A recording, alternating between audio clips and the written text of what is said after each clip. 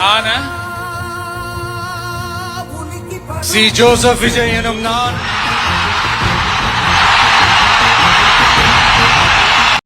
രോമാഞ്ചിഫിക്കേഷൻ ഇതൊക്കെ കണ്ടിട്ട് നിങ്ങൾക്ക് രോമാഞ്ചം വരുന്നെങ്കിൽ പിന്നെ വേറെ എന്ത് കണ്ടിട്ട് രോമാഞ്ചം വരില്ലേ? ഒരു ബ്ലോഗർ പറഞ്ഞിട്ട് കേരളത്തിലെ ആൾക്കാർക്ക് കേരള രാഷ്ട്രീയത്തെക്കൊന്നുള്ള ശ്രദ്ധ തമിഴ്നാട് രാഷ്ട്രീയത്തിലാണ്. വിജയ് സത്യപ്രതിജ്ഞ ചെയ്യുന്നൊക്കെയാണ് അവർ ചർച്ച ചെയ്യുന്നത്. എങ്ങനെ ചർച്ച ചെയ്യാതിരിക്കും? ഇന്ത്യൻ ചരിത്രത്തിൽ ഇതുപോലത്തെ ഒരു സത്യപ്രതിജ്ഞ ചടങ്ങ് ഇതിന് മുന്നേ നിങ്ങൾ കണ്ടിട്ടില്ല. ഞാൻ ആദ്യമായിട്ട് കാണാൻ.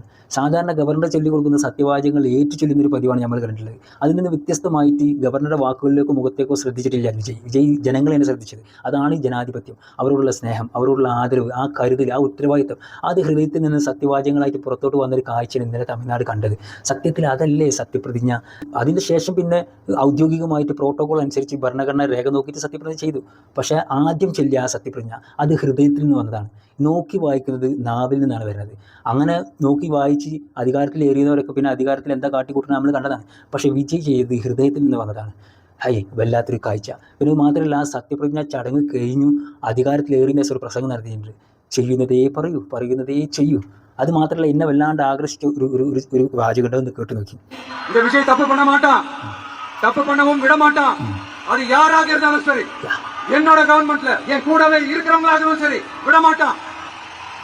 അതായത് വിജയ് തപ്പ് പണ്ണൂല, തപ്പ് പണ്ണുന്നവരെ വിടും ചെയ്യൂല. അതാരായിരുന്നാലും ശരി, എൻ്റെ കൂടെ നിൽക്കുന്നവരായാലും ശരി വിടൂലാന്ന്. ഈ പറഞ്ഞ വാക്കുണ്ടല്ലോ, അതൊരു പ്രധാനപ്പെട്ട വാക്കാണ്. ഇത് മുന്നോട്ട് കൊണ്ടുപോവുകയാണെങ്കിൽ, ഒരു പ്രകോപനത്തിൽ വീണ് പോവാതെ ഈ രാഷ്ട്രീയം തന്നെയാണ് വിജയ് അവസാനം വരെ കൊണ്ടുപോകുന്നതെങ്കിൽ തമിഴ്നാട് രാഷ്ട്രീയത്തിൽ ഒരു ട്വിസ്റ്റ് നമുക്ക് പ്രതീക്ഷിക്കാം. മാത്രമല്ല, ഈ ഇന്ത്യ ഒറ്റയ്ക്ക് മുഴുങ്ങാൻ കാത്തു നിൽക്കുന്ന വർഗീയ ഫാസിസ്റ്റ് ശക്തികളുടെ തലക്ക് നിർന്തലക്കേറ്റ ഒരു അടിമുടിയാവുന്നത്.